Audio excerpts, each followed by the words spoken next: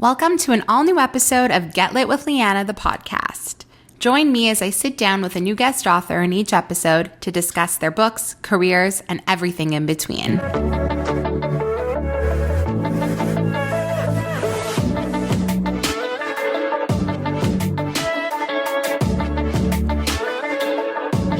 Today's episode recording is so exciting because I'm joined by somebody very different. For the first time ever, I'm actually not sitting down with an author or a Bookstagram creator, but rather an incredible YouTube creator, Toni Sevdalis. Toni and I have mutual friends and we've been chatting about books for so long. And I just figured no day but today, this is the best time to have her on the podcast. We get to talk about so many of our favorite books, so many of Toni's hot romance takes. She has so many other books she reads, books she always recommends, and of course, how she got into being a creator and how she manages to still have time to read given her crazy busy schedule. This is a very different type of episode. It's just two friends talking about the books they love. So I hope you enjoy this fun bonus episode. Without further ado, my conversation with Instagram and YouTube creator Toni Sevdalis starts right now. Welcome everybody to a very exciting episode of my podcast because I'm joined by somebody that I feel you would not expect to be a guest on my show, but I'm joined by the beautiful, the talented, the amazing Toni Sevdalis. So welcome to the podcast. Hi, thank you so much for having me. I'm so excited. I'm so excited you're here. This is such a fun treat because we have mutual friends, but we've never hung out in real life. Yeah. But we've chatted about books online for so long now.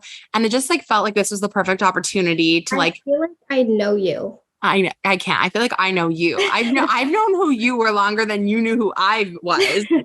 But for those of you that are listening that don't know who Toni is, Toni's an incredible YouTuber, content creator. You need to go follow her content. I'm obsessed with everything she wears, how she styles her house, all of her little vlogs. You're just doing the most. Oh, thank you. So tell me before we get into books, because we love the same kinds of books and we're obviously going to get there. But tell me about your background becoming a content creator. How did this whole thing happen?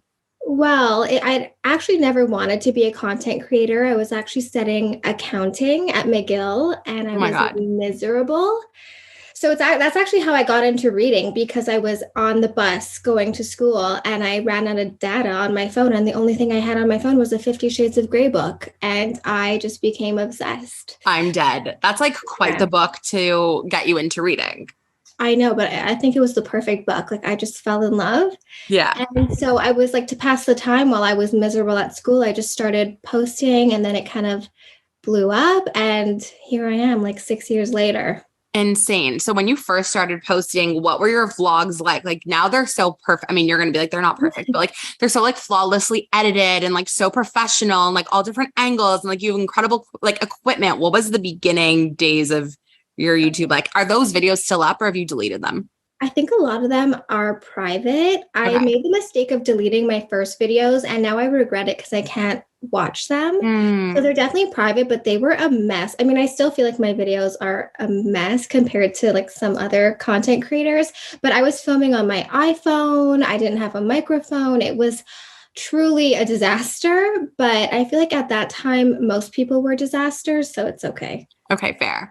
So many people that listen to this podcast and follow my page are also aspiring content creators. And obviously everybody has different levels of following and different platforms and ways that they reach their audience. But what would you say to somebody that's just trying to get into it right now?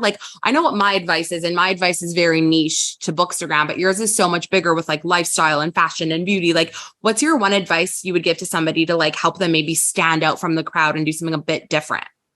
I would honestly say just be yourself and just don't try to copy anyone. I feel it's so easy to watch all these people and they're so successful at it. And you're I'm just going to emulate that and copy it. Mm-hmm. But no one wants to follow the same person a million times.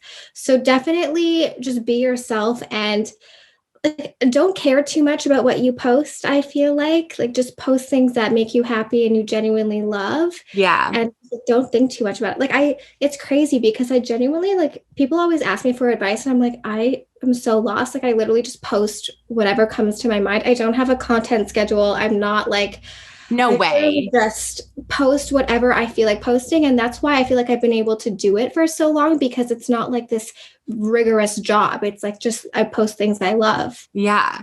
Do you ever get not writer's block, but like content creator's block when you're like, okay, it's been 5 days and I haven't posted. Like, what am I supposed to do now? Oh, all the time. So like, what do you do?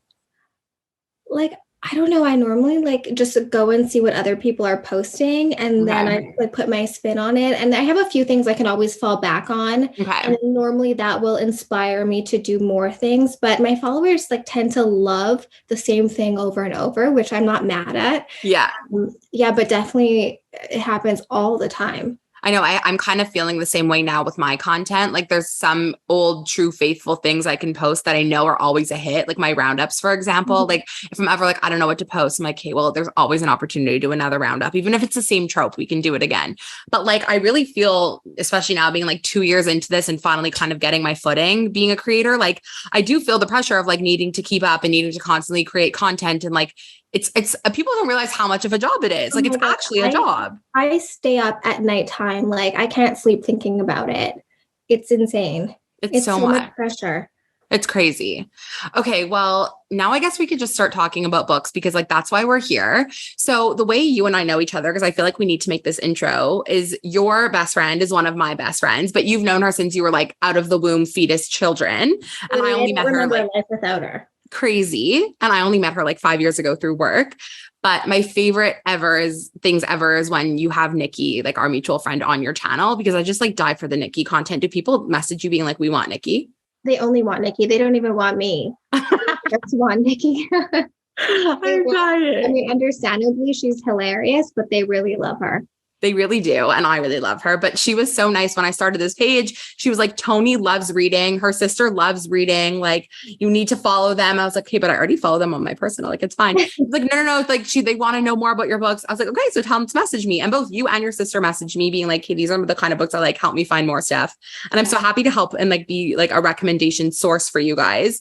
But like, besides 50 Shades, because obviously that was the first like parlay into this type of reading. Is that like your favorite like kind of books to read? Are you like an erotica girly? Like what's your bag? So the issue with like, I do for sure, like a spicy romance book is like my kind of book, but I skip over the like sex scenes. What? Like, I just skip them. I don't like them. Like in 50 Shades, those like BDSM parts, I just would like glaze over them. Maybe it's because I was on the bus and the last thing I needed was like this like old man looking over and being like, this is what she's reading. I don't know. That part doesn't do it for me. It's the build up that I like. Okay. Build up to those scenes. But it's not like that's not why I like reading those books. Okay. So wait, so would you say you're like maybe not an erotica girly? Like you're more of like a romance girly? Yeah, I would say, but I do enjoy like the build up to those scenes. I just don't love those scenes. That's such an interesting take. Yeah, I don't think I really love like Colleen Hoover. She's not like an erotic. No, but she's romance. Yeah, so maybe I like when there's a mix of okay. both. Okay, so tell me. Vulgar. Okay, not vulgar. That's fair. That's fair. So tell me like some of your favorite books. I know we've discussed like the off-campus series and The Deal being like both of our number ones. Oh my God, you love it too? No, it's one of my favorite. And it's like, it's so steamy, first of all. Yeah. But like, it's like, because I think they're young, right? They're young. They're like, yeah, it's new adult technically. So they're like in college. Yeah. I mean, I remember I love reading in the bath. And when I found her, I would take literally 3 baths a day to read. It was like, I was obsessed with her. I'm not kidding.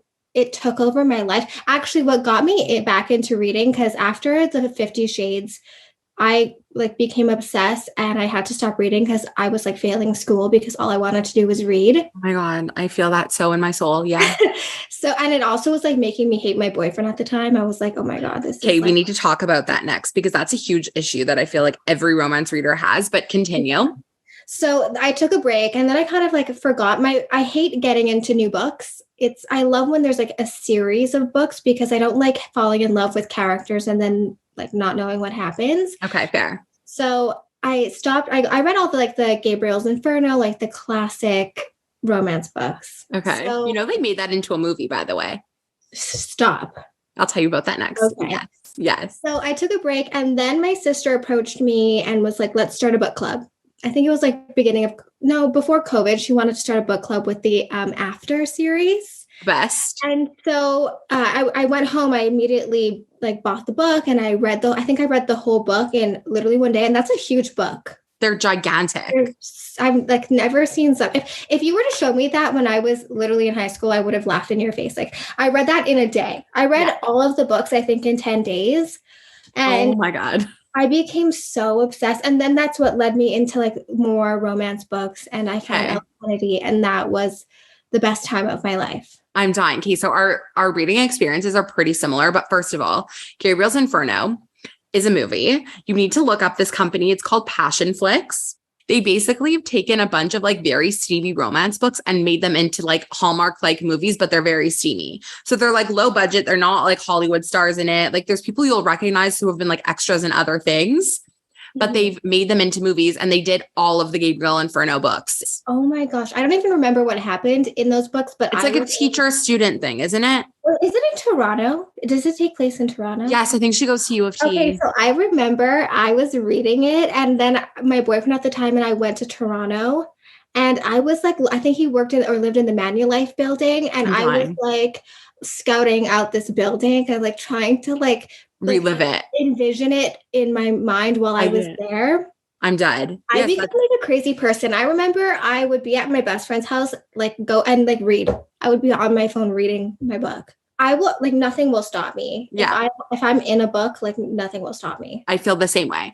Okay, so after that was like a very pivotal reading moment for me too, because I found those books when they were like only online on Wattpad, and nobody really knew what they were. And then they started blowing up, and then everyone was like, and at the time, Hardin Scott was Harry Styles.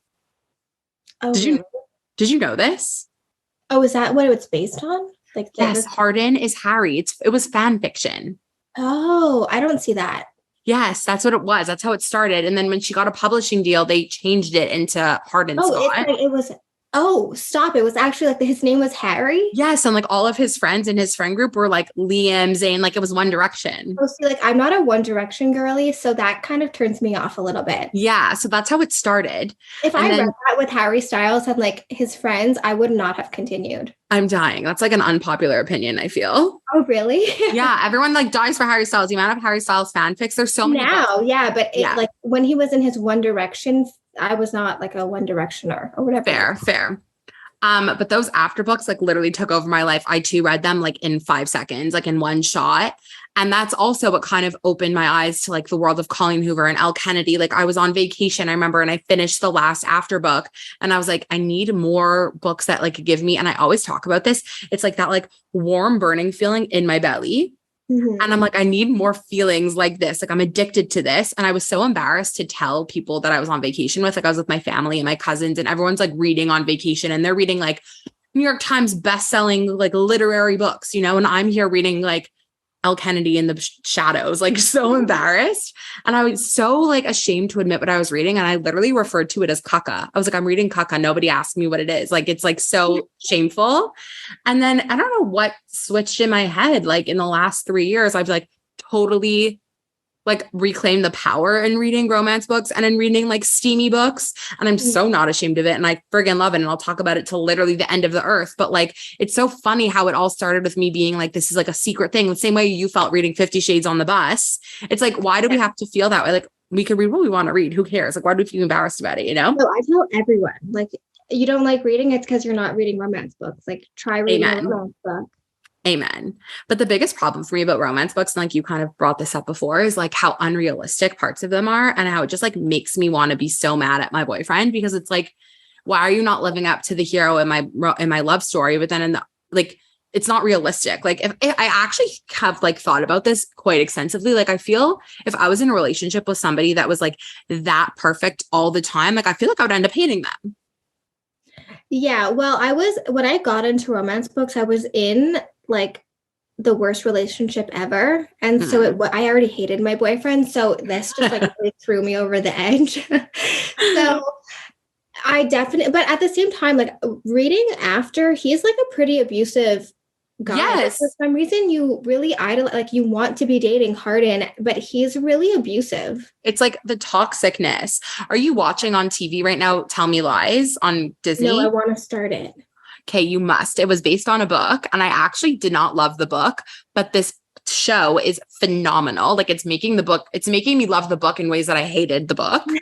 But it's also, it like totally romanticizes a toxic relationship. And like me and my friends text about it all the time, and we're like, why do we want like a Steven? Like, why do I want, but it's like, but we don't. Like, he's a horrible fucking guy. But even when you're in a relationship like that, you still want him. Like he'll do something crazy, and it's just the narcissist in him that like will bring you back. And then it's like for 2 weeks it's good, and then like something else happens. But you always romanticize this like toxic relationship. And when you're living it, it's an actual nightmare. Well, I can't relate, but like, I'm sorry you had to go through something like that. But I'm happy you had like romance books as a great escape. Like that, there's no better way to distract yourself than by getting into someone else's story. Yeah, but it definitely creates like unrealistic expectations. Yeah, but like we all need the fantasy. It's fine.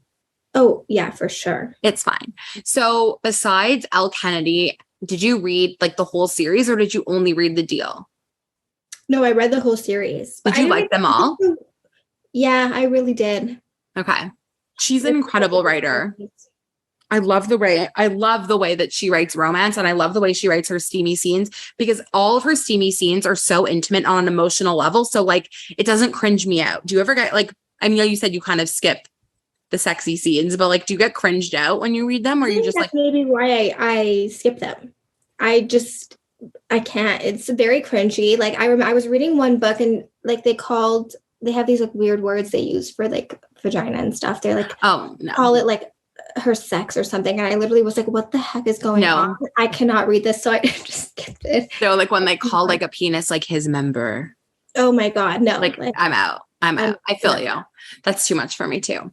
Okay. Now into our fave, Colleen Hoover, because we're both co-ho-hos. I know you're like making your way through her backlist, right? Like how do we know even how many you have left? I have quite a few. And I've been reading like for a few months now. I've been reading her, and I'm just so excited. I don't want it to end. I'm kind of like savoring them. I don't want to go too quickly. I don't blame you. I've read them all, and I'm like regretting. Worse than like it's hard because when you're reading a book, you want to go through it so quickly to know what happens, but then in the end, you go through like a depression. I know, it's like literal book withdrawal. It's the worst part of falling in love with a book, because eventually it'll end and there won't be anything else for you to read. Yeah, that's why I like when there's a few books in like a series. Yeah, I feel you. It's longer. I feel you. It like extends the process a bit more. Mm-hmm. But of Colleen's books, which have been like your faves? November 9 was like my number one. That's the only book I've ever read in a day. I became so obsessed with it. It was so good. I just read Reminders of Him, which was also really good. Yeah. Did you cry at the end? I cried crying the whole time. Yeah, I know. That one was like a real heartbreaker. I was reading that and I was like, whew, like I wasn't expecting to be like so in my feels the whole time. I know. I like hers because it's romance, but there's always like a crazy spin that goes on. Crazy. Okay, wait. Speaking of crazy spins, Verity, tell me you've read it. Of course. Did that put you into a tailspin? I was so unwell. I read that and I ended the book, and Nikki, like our friend Nikki, was like, so what do you think happened? I was like, what do you mean? What do I think happened? It was obvious what happened. Okay, so what's your take? I didn't even know that it was up for debate.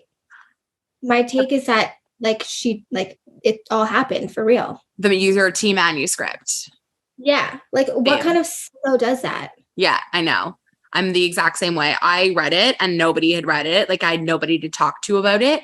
And then COVID hit and I reread it when everyone was reading it. And I was like, this is a completely different experience. Like the isolating experience of reading that on my own was completely different than all of these conversations people are having, like, are you team manuscript, team letter? Like it just transformed the entire reading experience. It's the worst when you can't talk to someone about it. No, it's the worst. That's why I'm so happy I have my book page, because like, not only am I able to like chat with people that I don't necessarily know, but I'm also able to like talk about books that we both like or ask recommendations. Like it's the best part. Like I'm constantly finding new books and I just don't even know. It's gotten to the point now where it's like, I don't even know where to start. Like if I'm not recording a podcast where I'm set on a deadline to read a book, I'm so overwhelmed with all of the options. Like, how do you pick your books? Like, do you use creators like me to like help steer you in the right direction? Or like, are you a Goodreads girly? Like, what are you doing? I kind of just read like what's popular at the moment, what I see a lot of people talking about. Like I found the Elle Kennedy through she made YouTube videos at the time. This girl made like videos about books, and I found that through her. And I just find people who enjoy the same books as me, and then I read all the books that they like. I feel that. So like I'll read all the books you recommend. I'm dying. I know Nikki texts me and she's like, Toni saw that roundup. She added 5 books to her cart. Like it's happening. I'm like, the pressure's on. The pressure's literally on. Back to romance books though, of like the tropes, because there's so many. What's a book that if it has a trope in it, like this trope in it, you will not touch it? Like I could tell you mine. If there's like, and I know your sister is a big fan of the accidental pregnancy trope, but lately I'm somebody that's like, I'm not into the pregnancy, forced to stay together for a pregnancy. Like that for me is just, it doesn't hit for me. Thankfully, I've never read a book like that, but I think that would be mine too. I'm dying. Yeah, I don't know why she does love that. I don't know, because a lot of people do. Really? Yes, it's very popular. It's like the fantasy of it all. Like it's kind of like the like forced proximity, like you have no choice but to be together because of this child, you know? That seems like a nightmare to me. Like truly nothing sounds worse. So like that is not something I want to like fantasize. Yeah. But I don't really have, because I'm very particular with the books I read. I'll read the summary, and if it doesn't interest me, like I just don't read it. I don't have anything really I look for in particular that I'm like automatically no. Okay. I mean, are there ones that are like an automatic yes? Like easy reads, like really easy. Like you don't even have to think about it. You just read it. Yeah. Like I don't want to have to think. I just want to have to like really enjoy it. And are you a big vacation reader? Yeah, I think I read the most on vacation. Do you find it hard? I went to Greece and I read so many books, just relaxing on the beach, reading. It was great. Do you find it hard to like carve out time in your regular life to read? No, because when I get into a book, I will find the time. And like, also I feel being a content creator, like you have such a flexible schedule, like you can kind of pick and choose what you're doing when, right? Like obviously there's deadlines, but. No, but like when I get into a book, I will be curling my hair and reading at the same time.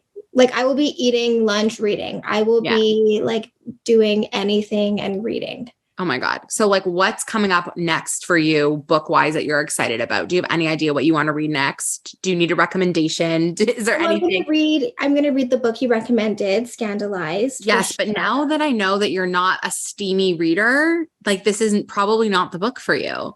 Nikki misled me into thinking you were like Queen Steam and like loved the erotica. If that's not your bag. Maybe what Nikki loves. I don't know. I do. Like, don't get me wrong. It's not like I don't enjoy it, but it's not like, that's not what does it for me. It's the build up to those like scenes. Okay. Well, this one is like, they bang 5 seconds in. It's like a one night stand that then turns into more kind of. And there's like a lot of tension, but there is a lot of like graphic sex scenes. So maybe this isn't the book for you for right now. I mean, maybe I'll love it. I'll read it and I'll love it. Or maybe I'll read it and be like, okay, no, I'm just a romance girly. Same. Okay. Well, if you need more suggestions, I feel like I have like the longest list ever of books that are like heavy in the tension. Do you need to read a book that has a happily ever after? What's your stance on that? I do like a happily ever after. I just like closure, you know, like, okay. But like, oh gosh, I think it was a Colleen Hoover book I read and they didn't end up together. And I was so disappointed. I remember feeling like, wow, why did I even read this book? Like you are not going to be together. Yeah. But it doesn't need to. I just need some sort of closure. Fair. Like, I don't want them to be like, I don't pick him or him. I picked myself. Like, no. Right. Pick one of them. Okay, wait. Speaking of picking yourself, this is a very good transition because this is another part of reading that I wanted to touch upon with you because this is an area of reading that I'm not well versed in, but I know you are. You were very big into like the self-help kinds of books, right? Like a lot of like learning books, discovering things about yourself, making better habits, improving your life. This is like something that I obviously need to implement into my life, but I have not yet. How did that interest in those types of books come to you? So I was reading so much romance books that I was like, maybe I should like read something else that like stimulates my brain in other ways. Yeah. And ever since, like, no, I dropped out. Like I didn't graduate from university. And ever since then, like, I just feel like I need to like stimulate my brain and just like continue educating my brain. So I read a lot of like business books and a lot, not so much self-help, but more so business. Okay. And then self-help, I really like the book Atomic Habits. Okay. It's really, really good. It's not something I do like in my free time, like that's really enjoyable. It's something I really like carve out time to do for like to better myself. Fair. Do you find like when you read those books that you're really like able to apply things that are said or taught in that book to your real life? Or is it more like something that you're just like, that's interesting and I'll keep it in the back of my head, but it's not really applicable?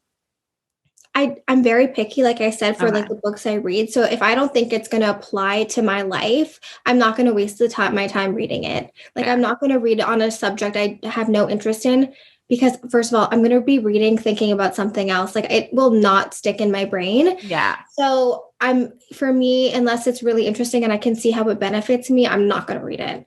Fair.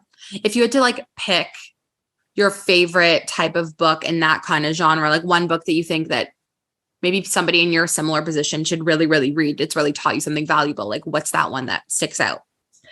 One book I think everyone should read is Unshakable by Tony Robbins. It's a really, really good book about investing. I think investing is a really scary topic for a lot of people, and that book really breaks it down into a way that's really easy to understand. Okay. And like I said, Atomic Habits is, I think in our, like right now, people are really struggling from working from home or getting back into like working from an office. Yeah. So that book is actually something that really transformed my life and like shifted my mindset a lot. So I would recommend that. Like those two are like the books I recommend everyone. Wow. And then in terms of, just to bring it back to my favorite romance, like a romance book that somebody needs to read besides like a Coho or The Deal or something, like what's one that you've really loved? Oh gosh, do I even have one? I would say it can't be Coho. I mean, you can give a Coho one, but is there anybody else, like one that's really stuck out to you? Honestly, not really. I think I don't really like, once I find an author, I really stick with them because like it's hard for me to really get into like a way someone writes. And so if someone doesn't like reading, like my best friend really does not like reading, I told her to just like start reading Colleen Hoover, and like any of them are good. Yeah, she's a good gateway author, I find. So many people message me being like, okay, now that I've read every Colleen Hoover book, like, where do I go from here? And I'm like, so hard. Like, she's an anomaly. Like, there's people that have aspects of what she does and they do it really well, but like, I can't give you a replica author. Like, that just doesn't exist. Which authors are similar? Similar to Colleen? I really love Renee Carlino. I love her forever. She writes incredible romances that have like a real meaty story to them. I love books. I've read one of her books. What are that name? Before We Were Strangers. Okay, yes, I read that. Yeah. And she also wrote another one called Swear on This Life, Wish You Were Here. I love them all. She's very great at doing like friends to lovers and like dual timelines. And those are my favorite things to read. Those are my like bread and butter. Oh, like, really? I don't love those. Oh my God. Okay. So then maybe she ain't for you, but I love them. I also don't love when it switches like guy to girl, guy to girl, guy to girl. Okay, so you're not a dual POV girly either. You have very hot romance takes. I have to say. Is that like something that people love? Yes, like normally friends to lovers, dual timeline, dual POV. Those are the things people die for. Like a lot of times when authors write a book from one perspective, the number one comment to those authors is like, okay, but could we get bonus chapters from the other person's perspective? Like we want to know both sides. I really enjoyed after when it was like Hardin's perspective and like in 50 Shades of Grey when it was Christian's perspective in the end. Like I would rather just read a whole book from his perspective rather than switching back and forth. Fair. Yeah. Fair. Because like for me, I'll read the chapter and then like it'll switch back to the other person. And I'm like, but wait, I want to continue like what he was saying. Yeah. And then by the time I get back to what he was saying, I'm like, you know, it's all over the place. Yeah, it's hard for you to like keep the story straight. Yeah, and I just like get so into it, and then I'm like, oh, you know, you're pulling me out of it again. Yeah. I feel you. But yeah, no, I love Renee. I find K.A. Tucker is amazing also. I don't know if you've read any of her books, but I really love all of them. I just read the most incredible romance series ever. Honestly, I feel like you could potentially love it. It's called the Come Back to Me series by Mila Gray, but it's actually this author named Sarah Alderson who writes thrillers. And she like wrote 5 romance books under this pseudonym. This like they're new adult, like people in it are like kind of the same age as the people that are in the off-campus books. And it's very similar to off-campus in the sense that each book is about a different couple. But if you read them in order, the other couples kind of make cameos in them. They're so good. They're so romantic. They give you like that burning feeling in your belly. And they're like, they have steamy scenes, but a lot of it is the buildup. Like I find that the intimacy, the physical intimacy doesn't happen until like 60, 70%. So there's a lot. I feel like that's what you should read next, honestly. That's what I'm going to read. You're going to love them. And they do like touch on, they're all kind of like military related, but it's I love it. Like I find that so interesting. And I find that like risky business and like the like absence makes the heart grow fonder kind of thing like adds to the stories, but they're so good. And they were published so long ago. So people aren't talking about them anymore. So I've really like made it my mission this summer to like shove them down everyone's throats. Okay. Yeah. That's after I read Scandalized, I'll read that. Yeah. They're so good. All 5 of them, especially books 1, 2, and 4. Those were my favorite in the series, but like 3 and 5 were amazing too. I actually listened to 3 on audio, which was like a great experience, but oh, do you like doing that for like romance books? Okay, so I used to not be an audio girly at all. Like I could not do it. I just couldn't focus. Like, I don't know why. I could listen to a podcast and follow the story and like know what's going on. But when I would listen to a book, I would just zone out. And then I've been traveling so much by train and I'm so car sick. So I can't read. And I needed to be reading for my podcast. So I was like, I have no choice. I need to do the audio. And honestly, after getting through my first book on audio, it's been so easy. I love it now.